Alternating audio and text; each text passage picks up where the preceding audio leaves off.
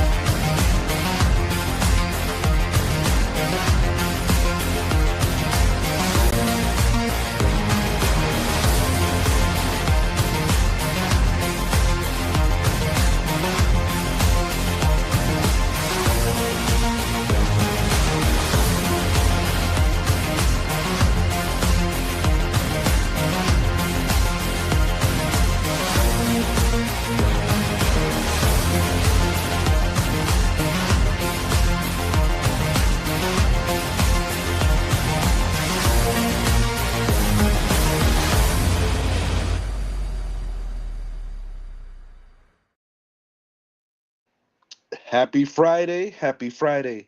It's the Richie Hicks Jr. Sports Podcast. I am your host, Richie, here with my man, Mr. Idris Salam, a.k.a. Bosco from the Bronx. And I'm telling you, I'm leaving. What up, everybody? Happy Friday evening, or Saturday if you see the video the next day. What up, y'all? Chillin', Idris. Got some bracket busted going on. Yeah. Daniel Nunez, welcome to the show. What's What's good, up, man? Hope Nunu? all is good. Let's go, Lakers and Duke. Lakers gonna be a focal point of the show tonight, Nunez. Mm-hmm. Idris and I have some Yes. interesting views on what's going on with the Los Angeles Lakers right now, and I think it's a good place to start. Okay, my question is, with the recent success and just a better overall defensive team play, is this sustainable for the Lakers, and are the Lakers championship material, Idris?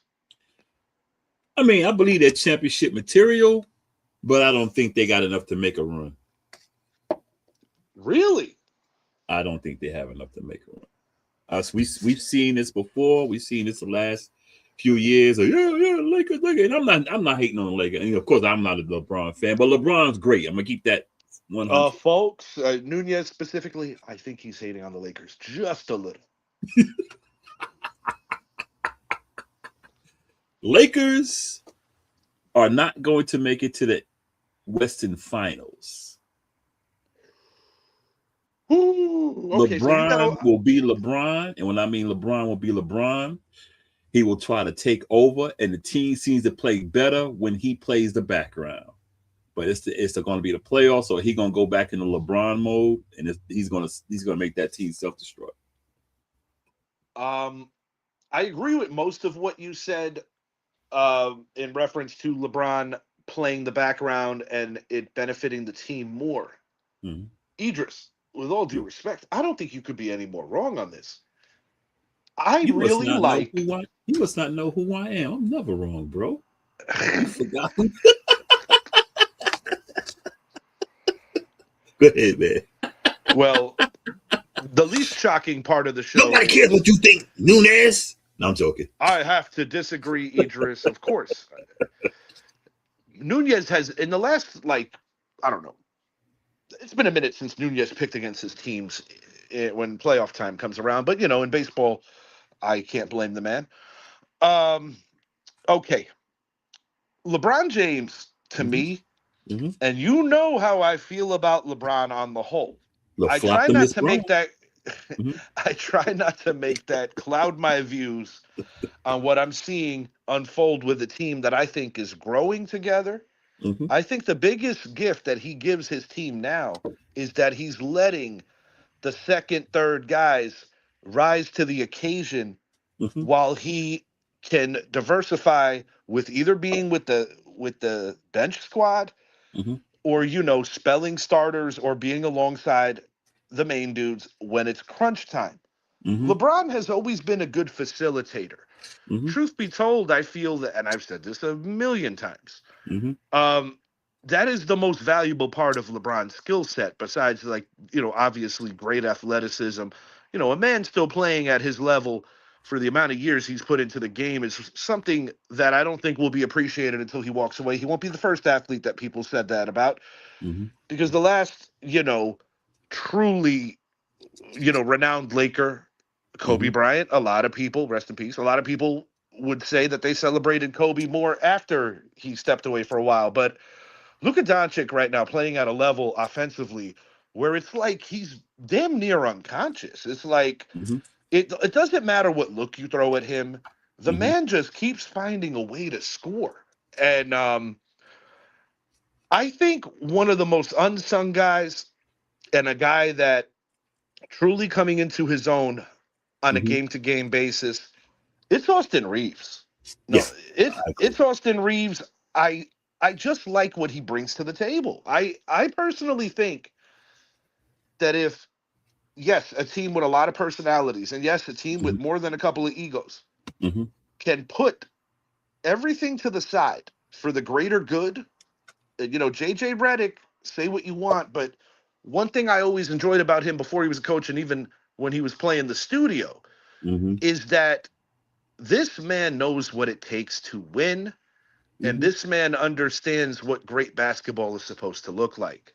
When I see the Lakers go into Houston back-to-back games, they had a day off in between, but they stayed in Houston. They played 2 against the Rockets. And when you basically hold Kevin Durant to 18 and 16 respectively, it shows me that it's not just a KD getting in his head thing. This team is rotating to the team's greatest shooters. Their zone schemes have been terrific when they're switching back and forth. And right now, as far as I'm concerned, the LA Lakers are a team that if I'm the Oklahoma City Thunder, or pretty much anybody that matters in the West, I don't necessarily want to play these guys. I'll tell you why I feel that way. If the Lakers play like they're playing now, I can see it. But remember, you are talking LeBron James, LaFloptimus Bron. He is not going to take a back. He's not going to take a back seat in the playoffs because he's going to be the man.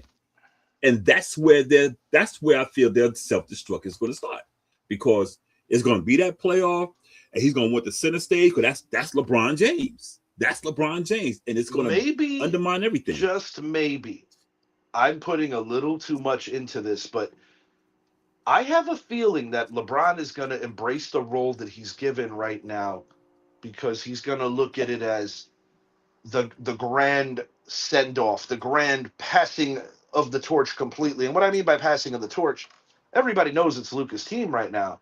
I'm talking more along the fact of, for the first time in his career, truly not being the alpha of all alphas. And if LeBron can embrace that, and if LeBron can continue to do what he's doing now for this team, it's a terrific situation. Truly, it is a terrific situation. I'll say it right now: they won't make it to the Western Conference Finals. LeBron's going to be LeBron. If he takes this role he has right now and they carry into the playoffs, okay. But I just feel LeBron is LeBron. I'm not actually Nunez. I'm not a Laker hater. Be honest with you, because I love Kobe. I don't like LeBron, but LeBron is who he is. But let's be honest. I mean, I don't hate the Lakers. I've always been I go back to Kobe, Magic, Silk Wilk. I've never hated the Lakers. It was Boston I hated. But I'm using logic. I'm not speaking as a fan, and I'm not speaking as a hater. LeBron is LeBron. And everybody knows LeBron is LeBron. LeBron loves the stage. And I'm saying it right now. I don't feel he'll take a back seat in the playoffs. 7 p.m. Eastern time. Yeah. I have not even seen the way the chips are going to fall yet in the playoffs. Obviously, the Cade Cunningham situation in Detroit changes the outlook on the other side. Yes. I'm going on record right now and saying this. Right now. The Los Angeles Lakers are coming out of the Western Conference. Yeah, I said it. And you guys can hold me to this and have fun with me on this. Me too. If it just goes up in flames. Mm-hmm. The New York Knicks, every time that I want to just be like, you know what? We're not it this year. There's not enough. There's not enough. There's not enough.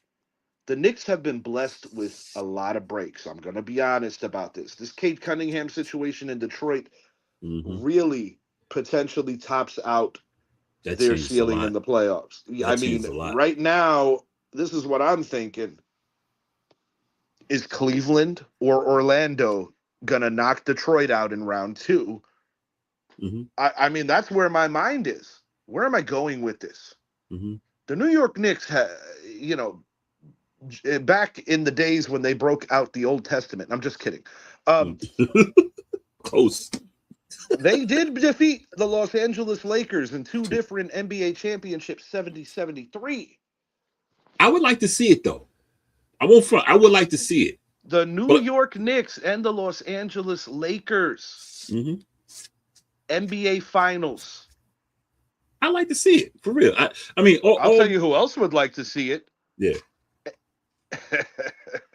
Adam Silver would love to see that. Oh, yeah. The ratings would be through the roof. I said, I'd love to see it. And I said, my premise is going on LeBron. Because they played better when LeBron wasn't taking the lead. But you know something, Nunez? I wish you can go back to all the shows. I picked the Lakers to lose in each round they lost. And the same people called me a hater. I hate the Cowboys, but I'll keep it real about the Cowboys. And like I said, if they play like they are playing now, and LeBron doesn't go in there saying, I'm LeBron, I want to be center stage, because that's LeBron James. He wants to be center stage. We all know that. He wants to be the talk of the town. No, I'm going to be honest. If he doesn't, they'll make it to the finals. But if he goes to be where I want to be the man, they won't make it. That's the way I feel. And LeBron is LeBron. If the Knicks play the Lakers, I'll be honest. See it. We can't always have what we want on our Christmas list, or I want to see it. Our summer Christmas list. Mm-hmm. If the New York Knicks somehow avoid, I don't like the matchup, and I'll tell you what it truly is with me. Mm-hmm. Nobody has torched the New York Knicks more frequently than Luka Doncic, outside of probably Michael Jeffrey Jordan. True that. And Luka plays the Knicks at just a ferocious level, and I'm not going to ignore that. Mm-hmm. I'm just being honest. I think the Lakers are coming out of the West. Now, you said the Lakers are not going to make it to the WCF, so who would make the conference finals? Obviously, I would have to assume Oklahoma City. Yeah, I'm rolling with Oklahoma City, but I don't even think they're going to win. I think they're going to get upset. Yeah, I just think they're going to be upset, man. It's. Are you on San Antonio? Because I'll tell you one team I'm not on is that other team in Texas. I am not on the Rockets. I'm actually on San Antonio, for real. I mean, the Lakers, like I said, no knock on the Lakers. The Lakers are doing their thing because they're playing the type of ball they should have played. I believe in Jokic, but I don't believe in the Nuggets. No, I don't either. I think the Nuggets. I don't believe in the Timberwolves. I'm sorry. Mm-hmm. Anthony Edwards is a great player, but he's not a finisher. No. And when I look at Julius Randle, I appreciate what he did for the Knicks. I'm happy that he landed on his feet in a pretty good situation out there. Mm-hmm. No, it's not. I'm telling you, bro. Thunder, Lakers. I like what the Spurs offer, but I think the Spurs are falling out in round 2. Possibly. Like I said, if the Lakers keep playing the way they're playing, I could see them doing it. But it's LeBron. He wants the stage, and I don't think he's going to take a back seat in the playoffs. I just don't think he will. Great players don't do that. I don't think he's going to do that. I think he's going to be, because if they win, let's say they make the run and they win, and Luka and Austin Reeves, I just don't think LeBron is LeBron. He likes the attention.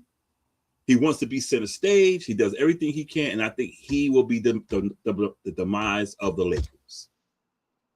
I just feel it's definitely going to be worth checking out. Now we'll talk some weaknesses. I love going into that Knicks game where LeBron didn't suit up. I think he was suffering from sciatica. Yeah, in his head. All right. They were giving up roughly about 115 points a game. Yeah. Since that Knicks game where the Knicks could not hit a shot, couldn't throw it in the ocean. But on the other side of it, Lakers played damn good defense that day. Yeah. Since that Knicks game, I've seen an uptick in the Lakers defense. The Knicks and Lakers did split the season series. We got them in MSG. They got us in LA. But, maybe overreacting a little couple weeks ago. I was like, we're losing to Boston in the second round. No, we're not. We're beating the Celtics again. However, I'll be honest. I'm a little worried about running into Cleveland.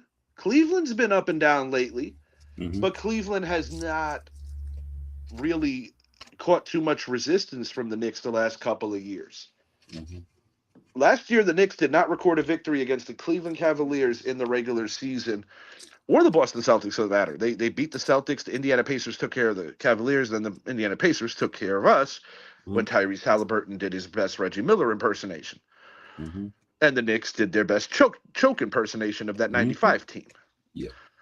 But I'll be honest. If Orlando beats Cleveland, Detroit will be in the ECF. Yeah. However, if Cleveland beats Orlando, Cleveland is going to find a way into the ECF. Now, if there's a dark horse, I mean, I might get laughed at for saying this, but I never count out the Miami Heat because of the way they always seem to overachieve this time of the year because Eric Spoelstra is a playoff type coach. You know why I don't trust Cleveland? Because of one player. Donovan Mitchell, right? James. Oh, James. Well, yeah, James Harden definitely. He's got that stink on the player side of not getting it done in the playoffs, comparable to how a coach like a Doc Rivers. I mean, Doc does have that one championship to kind of save him a little, going way back to 08 with the Celtics. Yep. But oh man, I think the sea is opening up for the Knicks right now. Yeah, the Cade Cunningham thing helps, and I don't want. I mean, I hope he recovers. Because a collapsed lung or whatever, that's not good. So I mean, I'm not wishing anything bad. I'm just saying it does help, in terms of the game. But I do hope he comes back healthy. But yeah, I just think in the West, it all depends on LeBron with the Lakers. If he's want to take that back seat in the playoffs like he's been doing in the regular season, they can make that run. I don't care for our matchup with the Lakers if it comes to fruition. I'll be honest with you. If the Lakers play the Knicks in the finals, I want it too because of all the history. But if the Lakers and the Knicks play each other, I'll be honest. I'll probably pick the Lakers. If the Thunder and the Knicks play each other, I'll probably pick the Thunder. But I'll tell you a team that I think the Knicks could beat in the finals. I think the Knicks match up good with the Spurs. Yeah. We got too much. We're too physical. It's all about matchups this time of the year. Yeah, we're too physical. I mean, coming into the season, my Eastern Conference prediction was the New York Knicks and the Orlando Magic. The Magic have frustrated me this year, not proving me right about their ascension. But you never know what could happen in the playoffs. Having said that, I thought the Magic too. I thought they were going to take a step further. I mean, but it's still, it's a second season. But I got the Cleveland Cavaliers defeating Orlando in the first round, assuming that matchup stays together. And I would say my dark horse to come out of the East or to overcome and bust up the bracket, so to speak, that would definitely be the Miami Heat. Yeah, I don't trust the Heat. And I mean, I don't mean it. I mean, I don't trust the Heat in terms of, what they do. No question about it. Yeah. Eric Spoelstra has been able to get the most out of that roster, regardless of whatever that roster offers. Yeah. They had the courage to get rid of Jimmy Buckets. They're playing well. They really are playing well. But in the West, I think there's 3 teams, and that's it. I think it's the Spurs, Lakers, and the Thunder. One of those 3 teams will be representing that conference in the playoffs. Where in the East, truthfully, you got like 4 or 5. I mean, if Cleveland can remove their heads from their respective asses in the playoffs, they have a shot. Our Knicks have a shot. Can't discount the Celtics. Let me ask you a question. And Nunez, if you still don't ask you the same thing, do you think it's time to bust up the Warriors? Because they're under 500. They're old. My opinion, I think it's time to start unloading some people like guys like Draymond.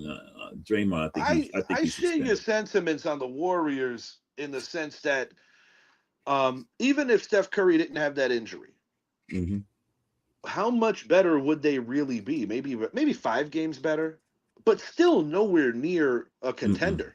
No, they would be barely with 500 with a 5 more. I think they're like 32. And last year they acquired Jimmy Butler. Clay ended up going to Dallas. They've lost a lot of their heartbeat, and I think that they have to figure out, are they willing to have the patience to go through a legitimate rebuild, or is it going to be something drastic where you start seeing some big faces go? Because I said this off air to you. I never thought Michael Jordan would wear another uniform. I never thought Patrick Ewing would wear another uniform, nor Hakeem Olajuwon. We've seen guys that we never thought would leave a team. Yeah. Will there be a day where Steph Curry wears another uniform while he's still Steph Curry and not, a reduced version of what he is? I don't know. I just wish. I love to see him in the Knicks uniform because that's where he wanted to play when he came out of college. But I don't think it'll happen. But with him and Brunson, I mean, we would have the event that did, he essentially is your 2 guard. There's nothing to talk about. Right, exactly. And Jalen Brunson has to understand that things are going to be a little different. Yeah. Where it's going to be encouraged for Curry to just chuck away. And there's going to be times where you're going to be looking at the bench and wondering if Mike D'Antoni is standing there. Oh, man. Mr. Running Gun. But no defense. running gun, but no defense is no fun. No defense at all. No, let's see. It's crazy. In this era of basketball, I just don't feel it because there's so much change. I mean, you go back to the 90s, even 2000s, star players didn't move as much. These days, these star players play for 5 or 6 teams. It's like, I mean, it's like the second career. It's like when the prime comes to a halt, the second career becomes that of ring chasing or of just cashing in on another contract. Yeah. But the ring chasing is a thing where, I mean, you look at a guy like Ray Allen, where the guys from Boston, KG and Paul Pierce, didn't talk to him for such a long time because they felt that it was a loyalty thing, because the Heat-Celtic rivalry in the late 2000s, early 2010s was pretty thick. It was furious. Yeah, and, Ray Allen obviously swung the momentum in the favor of the Miami Heat. Yeah. And, I said this recently. If Draymond don't get suspended, oh man, in that epic comeback for the Cleveland Cavaliers led by Kyrie Irving and LeBron James, and if Ray Allen doesn't bail out the Miami Heat and Greg Popovich, such a great coach, making a boneheaded move, deciding to pull Tim Duncan, right, in worry of, Duncan was struggling at the line in general during that period. Yeah, and he didn't want Duncan getting fouled or something, but he overthought it because all Duncan would have done is probably get your rebound and probably end the game. This is Tim Duncan. Yeah. But, we know how that played out. That's the difference between Tim being 5-1 versus being 6-0, like MJ, like Kareem in the sense of having a 6th title. Kareem was not undefeated in the finals, but, like MJ would have been undefeated in the finals. Right. I know you've recently blogged out some posts on our Facebook page for the Richie X Jr. Sports Podcast with regard to Clarissa Shields. And I'll tell you, it's been a jump in post. You've been getting a decent amount of interactions from some of our female viewers and some of our female boxing fans, because a lot of people forget that just because the WNBA or women's boxing might not be at the ratings level of the men, there is a legitimate fan base here. Yeah, women's boxing is big, dude. And that's for Clarissa Shields. I talked to Coco about this a lot. And I'm asking, who are her people? Who is her management? Who is her agent? Who's in her corner? Because she's out here calling out Keith Thurman, Rolly Romero, talking about Triple G coming back and fighting her and all this. And then she's going to verbal with Alicia Baumgartner. And let me say this to the Clarissa Shields fans who say, oh, Alicia Baumgartner don't want me. Let me tell you, before Clarissa Shields moved up to light heavyweight, Alicia Baumgartner called her out. She said, I will move up to 147. If you come down to 160, I will fight you. Clarissa Shields turned the fight down. Even Amanda Nunes said the same thing. I'll fight you. You just have to come down. I'll come up. Amanda Nunes said she'll come up to 150 from 130. Mm-hmm. Clarissa Shields, and see, my thing with Clarissa Shields, and I know people, you hating on. I'm not hating. I used to be a huge fan of her before she got popular. Everybody started riding her bra strap. Her problem is she's not happy with being the greatest. Layla Ali was great because she did what she did in the ring, and she had class outside of the ring. Amanda Nunes, 7-time champion. She got her respect with class. Even Katie Taylor, who beat her, they got their respect with class. I don't know what Clarissa Shields is trying to prove. Why are you calling out men? And the guy that she fought, that she said he took the padding out the glove, that's bullshit. I boxed. And if he took the padding out of that glove, they wouldn't have fought as long as they did. Her face would have been uglier than what it is right now. He might have done that. I don't know. But Alicia Baumgartner, he's calling out against it. Look, I will move up to fight you. I will move up to fight you. And a lot of people, you don't want this. She will fight this girl. She will fight Clarissa Shields. But I'm like, Clarissa Shields, you are great. You probably are the greatest of all time. But you don't have to do all that talking. You don't. If you're the best at what you are, be the best. Jordan didn't do talking. Kareem didn't do talking. They talked on the field. I mean, on the court. Yeah. Jordan was a master mind manipulator, similar to Reggie Miller. Who was another great talker? Larry Bird was a great talker. Kevin Garnett was a phenomenally ratchet trash talker in his heyday, as was Sir Charles. Oh, Tim Duncan was too, but like they said, Tim Duncan did it subtly. Like he would say little slick shit. Kind of like everything. Like I vaguely remember that commercial when he was in the police station and he had like the mean mug, and then every time the cop turned his head, he's smiling. But back to the boxing. What I find intriguing is Alicia Baumgartner seems to have a little more reasonability where she's not entertaining the cockiness in I could beat up a man. Because she said it might be true, that changes a whole different dynamic, not just in a sports realm, but also societal. Because I'm old school. I'm old school. Has a woman ever put her hands on me? Yeah. But I've also been taught at that age that unless if it's like something where you're talking literally like really doing some serious harm, imminent danger, death threatening kind of stuff, or somebody messing with your children, something like rare exceptions. You don't match that force as a man. But but to see it in a ring, I mean, the results could be devastating if it goes a way where the man like really like did some hardcore damage. I'm not saying that damage is sexualized, because some of these women could really throw. I want to make that clear. Yeah, you couldn't pay me enough to get in the octagon with Ronda Rousey. Oh, no, sir. But the thing about it is, there was a fighter back in the early 2000s, late 90s, Lucia Riker. Look her up. When she fought, they would call her the deadliest woman on the planet, undefeated. I think she was like 40-0, 39-0. Could nobody beat her? Yes, indeed. Yes, indeed. She was beating women so badly, she challenged a man. The first round, okay. Second round, guy knocked her out cold. Now, was she wearing like headgear? Nope, no headgear. Oh man. She went. No, Lucia Riker was tough. Oh, I don't doubt it.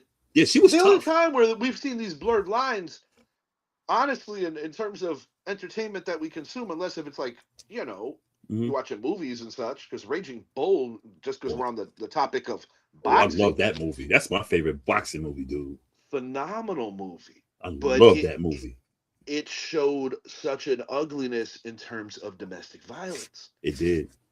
And so, like, if you're talking about a man and a woman getting it on in the ring, where else does it get blurred? Professional wrestling during the Attitude Era, where the late Joni Lauer, a.k.a. Chyna, was getting it done with the men, and she was a phenomenal talent. Rest in peace, Chyna. She was a phenomenal talent. She was a tough one.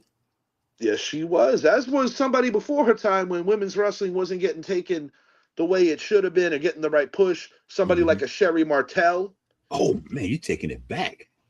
Or even Moolah for that matter. Moolah. Oh, I love the great Moolah. I love Moolah. Wendy Richter wasn't one to play with either. And see, that's what I'm saying. She's called like she wants to call out. Raleigh Romero already said, I don't hit women. I'm not fighting her. And she thinks she's her, and she keeps saying, "Oh, I'm this and that." You and Raleigh Romero are the same height. Yes, he has longer arms, and he knocks people out. She's only knocked out 3 women in her 18, 19 fights. And I'm like, you can't even knock women out. And plus, they fight in shorter rounds. They might have went up to 3 minutes. I don't know. I used to fight 2-minute rounds. I'm like, and see, my thing about the whole thing is, where are her people telling her, look, you ain't got to say all this nonsense? Like Pat Poose, I'm like, dude, why aren't you saying, yo, girl, chill? You ain't got to do all this. But it's like they're making her crash. And she's going to, dude, I feel for her because she's going to crash out, man. You just opened up something because of mentioning Papoose, because I was watching a couple of videos last night. All right. Don't play her music, man. Please don't do it. No, that ain't going to happen. Okay. I would have crashed out. Yeah, I hear you. Don't do it. 50 Cent, in a lot of ways, feels that he's undefeated in terms of... Listen, why do we know who 50 Cent is? How do we... Unless if you grew up at the height of his street stuff, how would you know 50 Cent? Trolling. Because of the music, right? And well, now the trolling. The package depends on when you were born. I guess. Well, that's a good point that you said that. I guess it depends on when you were born. Yeah. But now it's trolling. But my thing is this: it's getting ugly. It is with the stuff with T.I. and Fifth. I don't know, man. I understand that. When someone gets under you on a level where you want to destroy them, this is something of what I said about the bullying aspect. Like, some dirt on T.I.'s family. Yeah. There's always more to everything. I said this to you before. I will happily say it again. 50 Cent, in my opinion, plays a dangerous game because while a lot of people tiptoe around him, because he is a master of just crushing people. Yeah. But not in the realm of what made him famous. Right. And I think what I'm trying to say is, have we crashed out that bad as a society where too many people are putting him on such a mountain off of essentially, I'm just going to call it like I see it. There ain't no angels in this story. Nope. Or in any of the stories. Like not even with Pap, with making fun of a guy's appearance. Like what are we in middle school here? Right. Bunch of grown, bunch of adults acting like children. Yeah, because if we're going to talk about appearances, 50, you did a good job of shaving those 2 front teeth down. You look like friggin' Bugs Bunny. Yeah. I mean, freaking you see him Puma, now. You mean Pete Puma? But am I supposed to like forget like his appearance? Because Right. Fifth, you were getting all those Long Island girls because of your looks. Yeah. That's about as delusional as Mark Davis. Right. With that haircut. Yeah, well, yeah. Please, bro. But I guess what I'm trying to say is, if your niche or what put you on a fast track to get to essentially being a billionaire right now. I believe he's in the billionaire club. I know he's close. If not, he's close. If rap hip hop genre is what got you there, mm-hmm. and you are ruffling certain feathers, and they're coming at you, I understand you're incredibly successful. And I understand that you do a lot of underhanded shit to just remind everybody how much money you have. Right. But so many people over the years in the hip hop community, I mean, Jay-Z versus Nas. Yeah, we know that Jigga has more money. But when they went head to head, he couldn't hold a candle to Nas. Nope. Just like 50 couldn't hold a candle to Jadakiss or some of the other MCs that have been going in on 50, ranging from Papoose, ranging from Fabulous. And I think what I'm trying to say, Idris, is like, is that what we're doing? Because that opens up a whole nother sensitivity to certain folks. Mm-hmm. If they actually take their head out of their ass and don't put celebrities on mountains. And that's the problem, man. These people put these celebrities, it's like I'll use my music for an example. I've supported people, I don't know, 14 years on Facebook, and the ones I supported, not one has even done anything like, I'm gonna share my man's music. And I look at my wall, if I say something ratchet or whatever, it lights up. My wall lights up. And I'm like, dude, y'all will light up for some shit I would say that may be disrespectful or whatever, or crossing the line. But you can't take a second to say, okay, let me share this brother's music. This is the hypocrisy and where I'm trying to go with this and connect a couple of dots. Mm-hmm. The same fans that cry about being oppressed by the powers that be in different levels of government, and I am not taking a shot at the current regime. I'm talking about the whole scope of Washington since day one. This isn't a regime. This is a thing that has happened in Washington since day one. Wherever you have a tragedy or an atrocity, the rich get richer and the middle class become poorer, and the poor forget it. They don't even have a chance. Right. So it's the same kind of schematics, so to speak, and the same kind of algorithm, since he loves to say, I am the algorithm. Right. That so if certain people that don't vote a certain way are going to call a certain president a narcissist, right? But 50 Cent is treated like if he's some kind of freedom fighter or some kind of hero. Where is the happy medium? Preach. Where is the happy medium? Preach. And I'm not condoning some of the shit that Kanye West has done over the last couple of years, or just the way that he stirs the shit, so to speak. Right. But one thing I will say about Kanye, going back to the Drink Champs interview, or just in general, he's willing to actually bring himself down a couple of pegs to the people that the Curtis Jacksons of the world think that they're better than. And see, with Kanye, and also with Kanye, he's like, when did you get too good for rap? The thing that put you on. When did you get too good to go back and battle it out with a lot of guys that are going at you? Because without that platform, that would be like if Dwayne "The Rock" Johnson is like, fuck wrestling. Right. I got your money. I'm where I am now. I'm a Hollywood guy. Exactly. That would be like if Sylvester Stallone doesn't pay homage to the humble beginnings between New York, New Jersey, and Philadelphia, especially the city of Philadelphia, that embraced that character to the point where it became a generational character, not just a one and done. Right. I agree. And cause see with Kanye, you know, I'm not a big fan of Kanye, but the guy gets down with music. And that's the one thing, through all the stuff he did, he always stuck with what got him there, music. And with Kanye, I said, I don't agree with everything he says. I really don't. You know, he says some things out of pocket. However, you know, I give him credit because he stand on business. You know, he says what he says. Kanye's not a troll.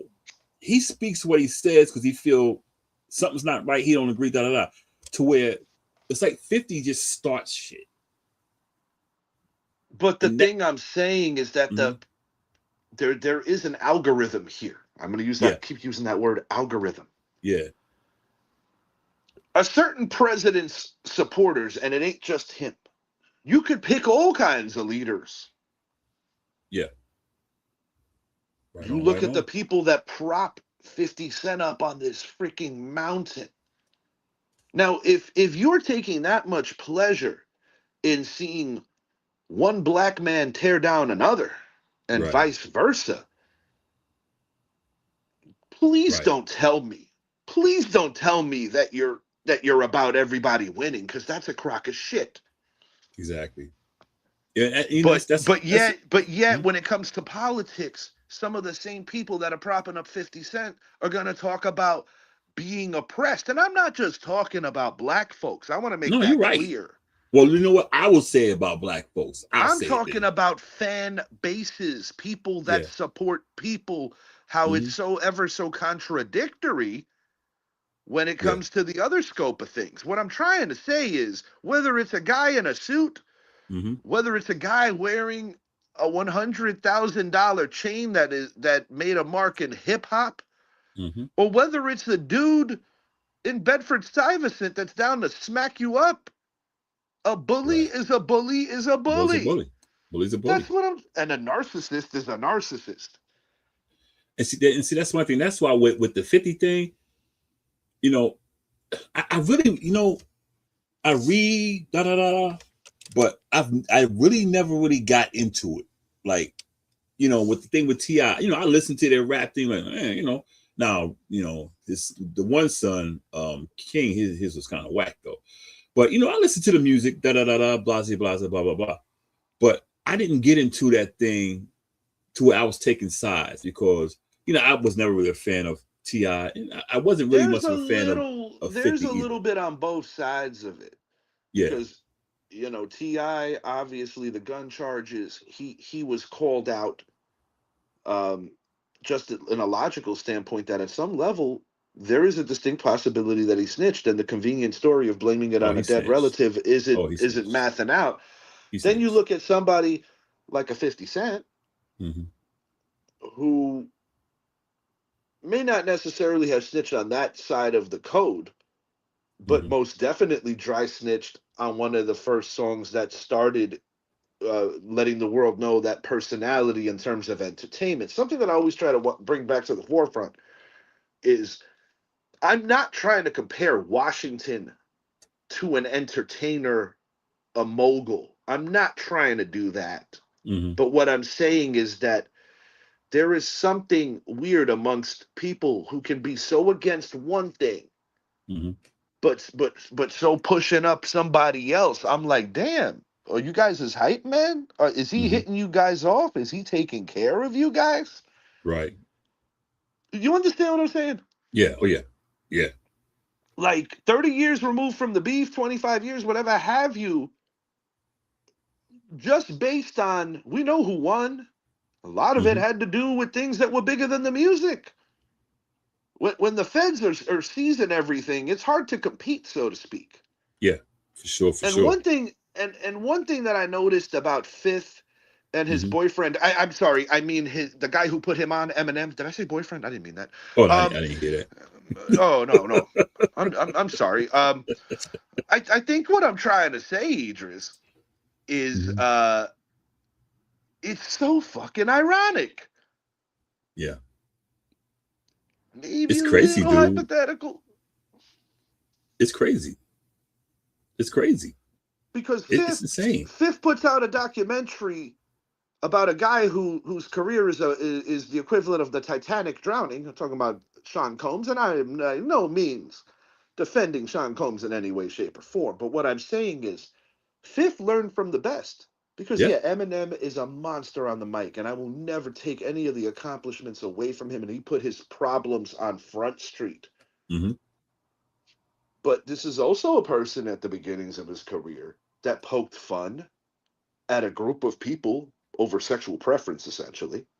Mm-hmm. This is a guy that poked fun at a numerous amount of things. And what's his way to be, like, just forgiven? Oh, it was on drugs. Right. Oh, okay, no problem, bud. You were on drugs. Yeah. You feel me? And my thing is, like, what else do they have in common? The tripod that is interscoped there with Dre, with M, with Fifth. Yeah. M didn't just go in on women on the records. Right. Anybody that thinks that there weren't some hands going down with Kim, come on, bro. Right. No, I'm with you, bro. 50 Cent, his baby's mom. Right. There have been accounts. There have been accounts that he was physical. Yeah. But yet, the one that he put on a pedestal, like the simp that he was born to be, goes to the Diddy parties. That was the real motivation why he wanted to sink that dude. Not because he's some freedom fighter or gives two shits about the victims. Right. True that. And that's where I take an issue with all these people that want to keep putting him up on a pedestal. Listen, I get a chuckle and a chuckle and a chuckle because we laugh at life. But what I'm saying is that there becomes a point where it's just like so damn toxic. He has basically used the Instagram platform to just applaud people's lives being ruined. Right. And that's the part yeah. And I'm like, whose man is this? Yeah. Vent over. Yeah. And see, that's the problem I have, man. You know, like, yeah, I'm with you, dude. I don't even know how to explain it, man. But yeah, I'm with you. I don't know how we got here, but I think that just something as simple as, listen, this is a whole nother thing too.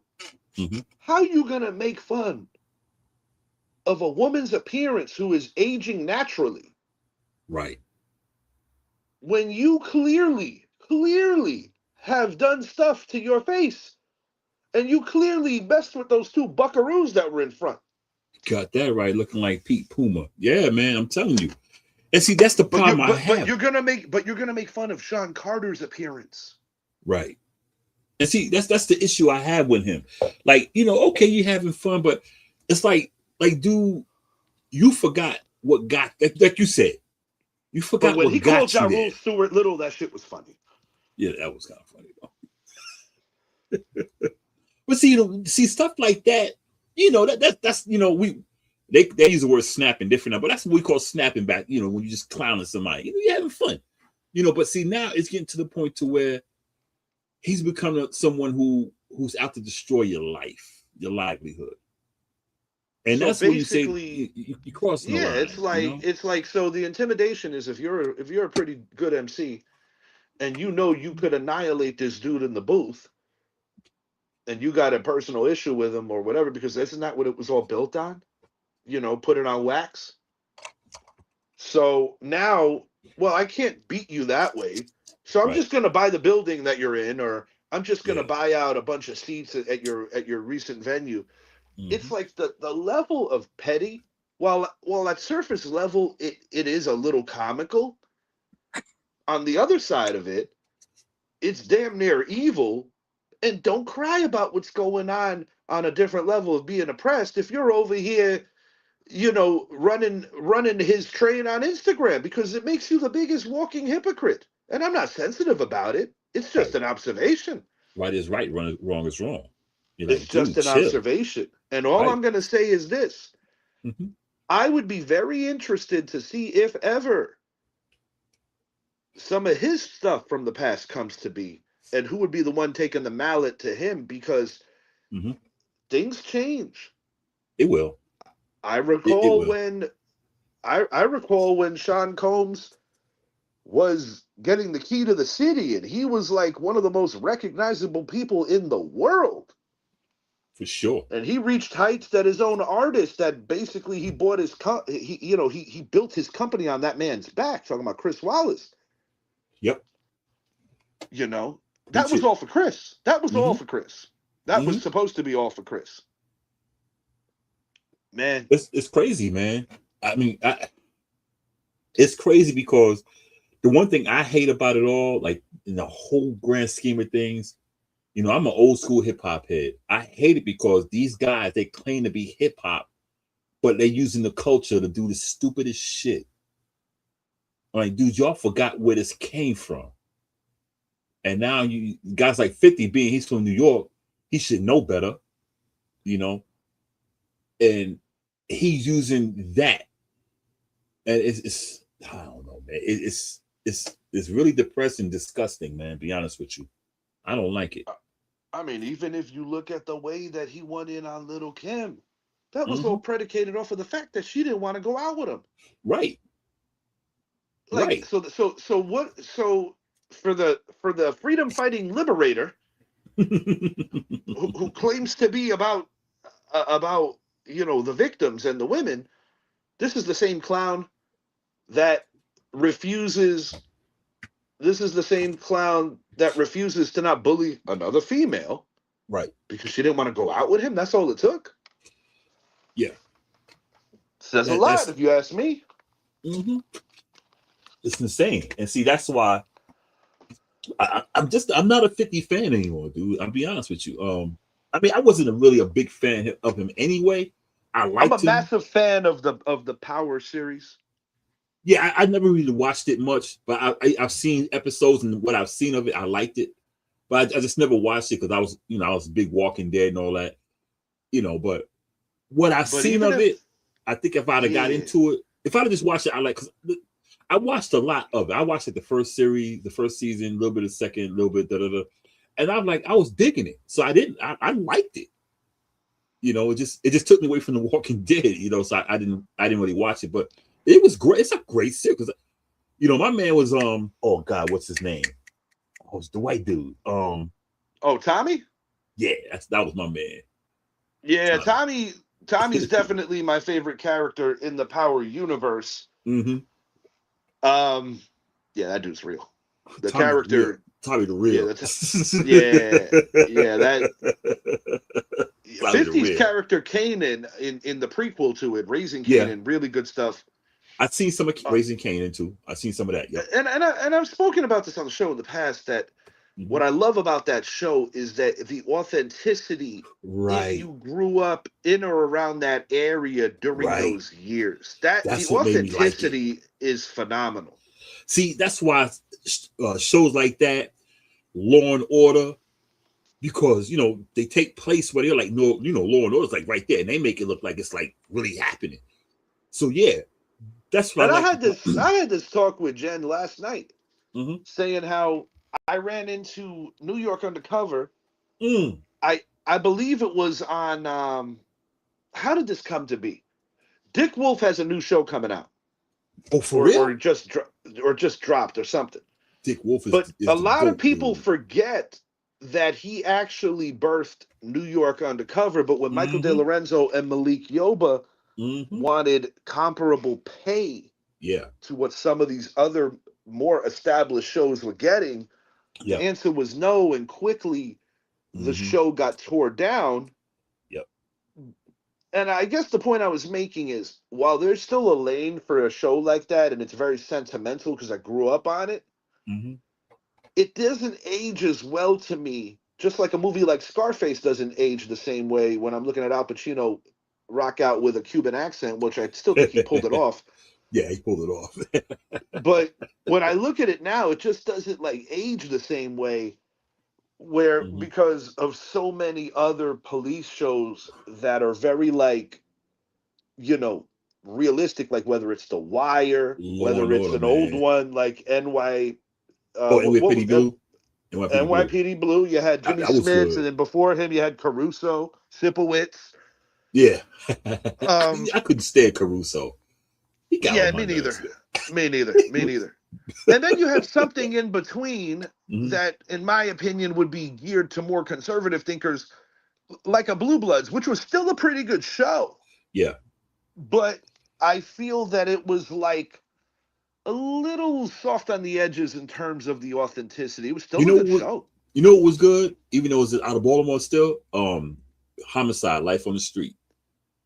I recall that. That was a good one too. That was a good show. But yeah, see, those are the type of shows like that. I don't know how we got on movies too. It seems like we get close to the end of the show, we start talking like we're on the phone and we start. But you know, like shows like that, NYPD Blue, New York Undercover, Law and Order. Those are the type of shows I like because they are so close to the streets. It's like if you grew up in New York and you watch Law and Order, New York Undercover, and some of the shows like that, and even the power scenes, everything. If you grew up in New York, even The Wire, you know, if you grew up in that environment, those shows right there really hit you like, damn, that shit is so real. You know something with New York Undercover that I always thought was really cool? Mm-hmm. When they knew the episodes were going to drop, if they had guest entertainers, yeah, at Natalie's, which was a fictitious club, or say like I got one for you on the Knicks season opener. Yeah, Malik Yoba and Michael De Lorenzo are fist bumping Pat Ewing, and they're talking to him about the game that they're going to be playing the next day. Yeah. It required looking ahead at the Knicks schedule and actually a couple little fine details that a lot of people would flat out overlook. You know that something, man? Cool. You know something? I went to I think it was when Jerry Orbach was recipes when he was still on I think it was like the third season. They went to this apartment building in Manhattan. And I was telling myself, I said, one day I'm gonna go to one of these addresses they be saying. So me and my late wife, we were sitting there watching it. She said, baby, let's go there. So, we wrote the address. She said, you remember that? I said, yeah, I remember the address. So we got the address. We got a little dressed up, hopped on the train, rode down to Manhattan, went to the building. First thing the dude said, I know why you're here. And we was like, why? He said, you saw the episode of Law and Order, didn't you? We was like, yeah. He said, wow. He's like, yes, this apartment is real. Dude, wild. He called us right at the door. It was funny. And he sat there and he talked about how it was because he worked there. He's like, man, he said, we didn't even know. He said, they just said they have this. And he said, he said, we tried to get it. He said, but he said he was in it. He said, I'm in it for like 3 seconds. I walked by with my broom. And I was like, dang, I got to watch the episode again. But yeah, he was showing us around. He said, this is where he found the dude dead. Da da da da. And we sit there like, me and my late wife, we were sitting like we were like detectives. We like got on our knees, but we were so excited. Oh, wow. We were so excited. We was down there like investigating, but we weren't really investigating. But it made us look like that. It's almost like ahead of time when you got like those things like solving the murders or like those dinner things that are caught on. I know my mom and Eddie did one of those with some friends. No, it's kind of cool, but Yeah, he said, did you find the clues? We was like, huh? He's like, oh shit. No, yeah. I'm telling you, that's the thing that people take for granted. It's like, in New York, I mean, shoot, bro, even like where home plate was at the old Polo Grounds. The Polo Grounds. It's still sitting like landmarks galore. And, Los Angeles has them too. Yeah. Like in Atlanta, if we ever get to Atlanta together, they still have because I got a pit. Yeah, I know I was kind of rude. I had my Yankee stuff and I put my Yankee jersey around Hank Aaron. I got a picture. I'll send it to you. But they still have where Hank Aaron hit the home run. Oh yeah. Even though it's a parking lot, they still got it. It's you know who Hank Aaron's biggest fan ever is? Who? John Olsen. Really? Because of the Milwaukee connection. He did play. Sure did. Yeah, man. John Olsen in his office, definitely some memorabilia from the late great the late great Hank Aaron, a true legend, and he overcame so much. Got a little Yankees news. Jason Dominguez has been optioned to AAA Scranton. Looks like Spencer Jones is jumping in. Go ahead, Spence. I am curious to see what this does to the career trajectory of Jason Dominguez if the Yankees are going to play the patient game and let Trent Grisham play out this year, possibly bring up Dominguez the year after as the fourth outfielder, because of course you have Cody Bellinger who's going to be manning down left. You think Grisham will make it this season? I mean, he's not a spring chicken, but he's been durable everywhere he's been. And I think my concern is I just don't see a world where Trent Grisham is going to put up the same productivity. That's what I'm saying. That he did a year ago, but we'll see. We'll see. Yeah, I mean, he's definitely a gamer. He's definitely a gamer. Yeah. I do think the Yankees kind of overreacted on worrying. Bellinger ultimately circled back, but in a perfect world, Grisham would have just naturally left, and they would have paid Bellinger and maybe got a little bit of a better starter than Weathers, but we'll see. I mean, Weathers might prove me wrong. Never know. Just a hot take. How hot of a take is it? Aaron Judge is going to win another American League MVP. That's my prediction. I think he's got a chip on his shoulder from having that crummy WBC. I got a little tongue-tied there. WBC, because when I think of WBC, I think of boxing. WBC, I know. I'm talking that. Yeah, he didn't perform at his standard being the team captain. I think it's going to motivate him into another phenomenal season. I'm going to expand on this coming weekend. We're doing a jumbo MLB show. National League MVP. This might get a few eyebrows raised. Ronald Acuna Jr., I think, is ready for a bounce back year. Of course, the easy one would naturally be Shohei Ohtani. But I have a feeling that Ronald Acuna Jr. is going to have a really special year for a Braves team that I think is going to surprise some folks. Everybody has the Mets and Phillies penciled in. Here's a hot take. The Boston Red Sox will not win the division.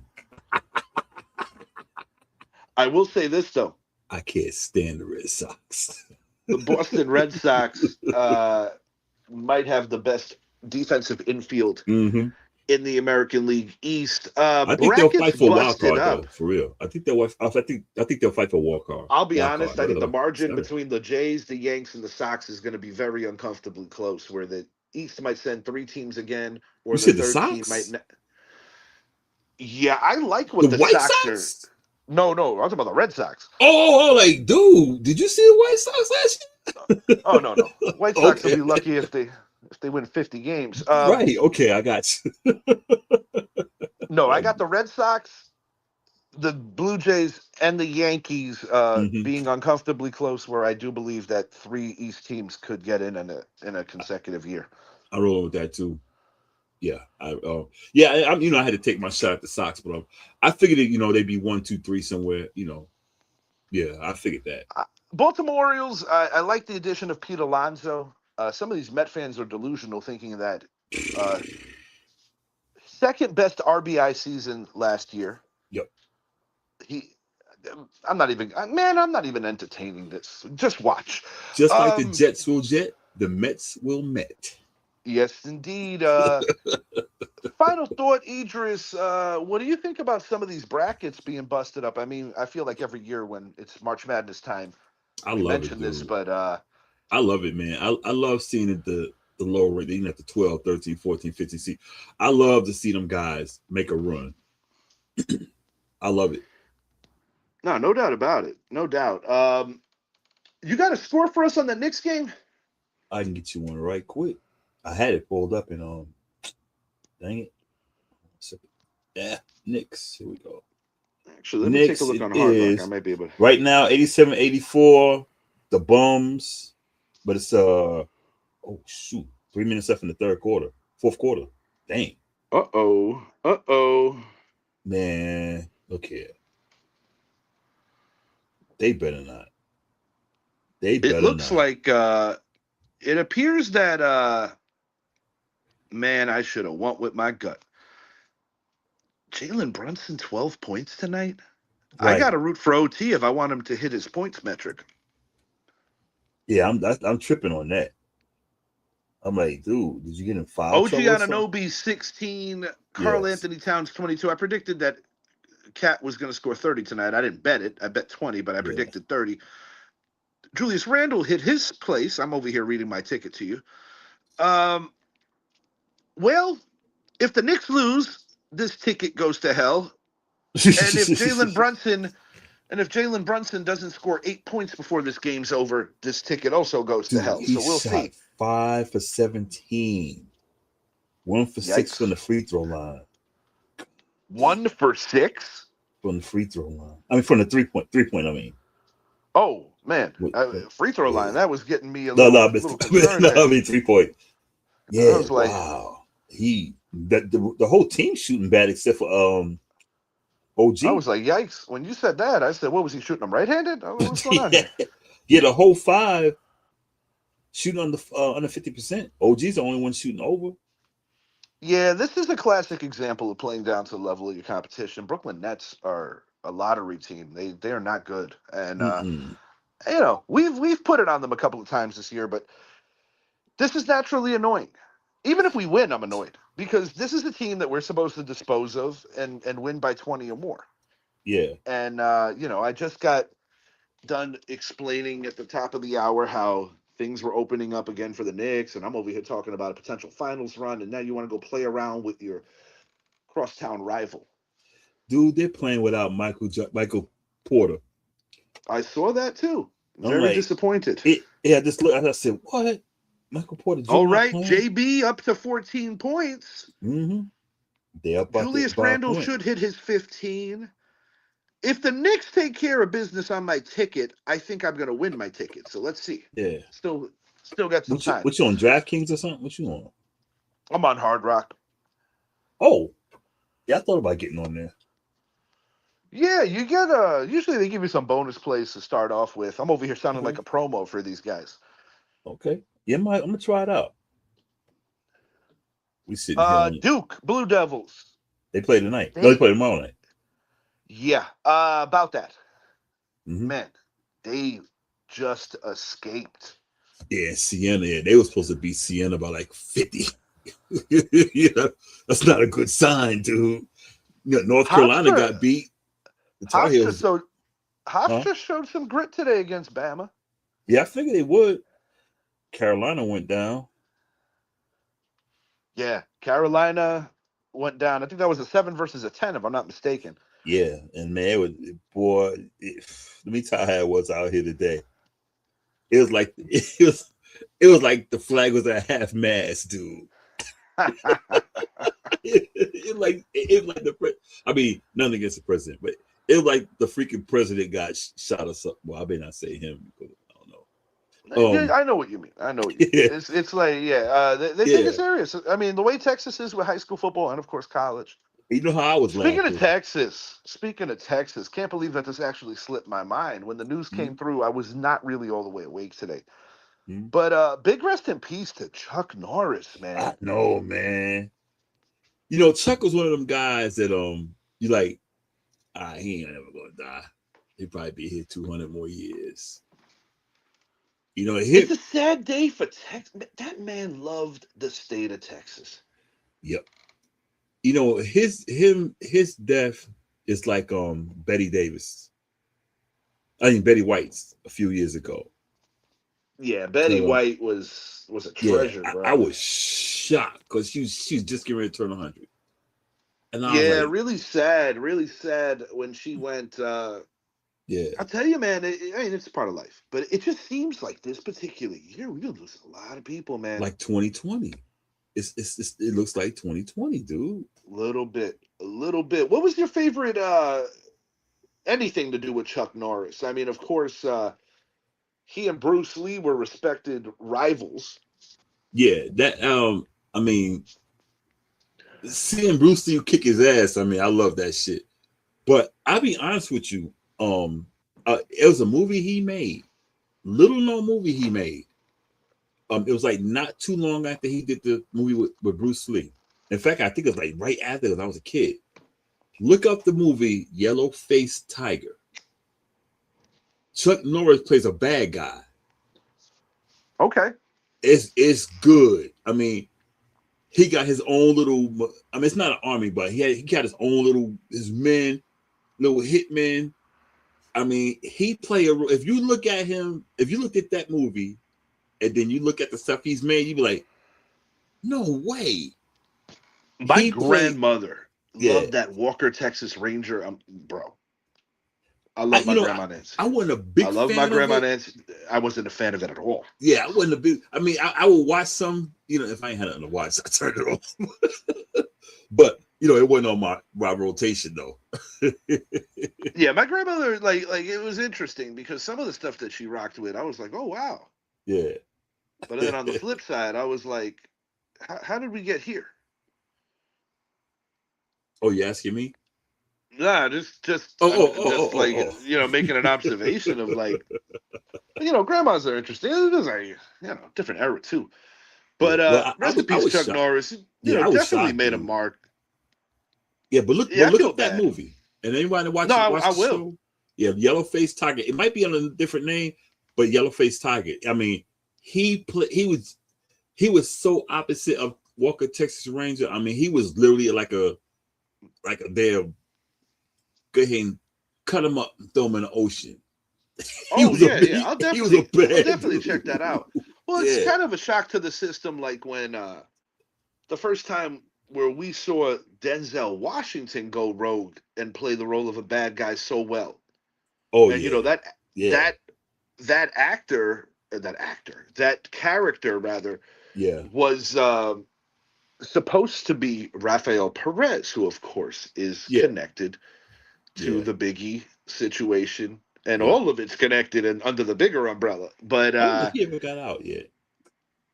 I'm not sure. I'm gonna look him up. But I'll tell you, man. Another good one. Since we're just talking some shit for a second. City of Lies, bro. I really enjoyed that. Forrest Whitaker and Johnny Depp. Johnny Depp playing the role of Russell Poole, the late Russell Poole, who opened up the investigation on the death of the notorious B.I.G. And of course, Forrest Whitaker, just great tandem in that. And Forrest Whitaker played a journalist. It was good, man. It was good. Yeah. Johnny Depp pulled it off. He looked just like him. Yep. Major League Baseball right around the corner.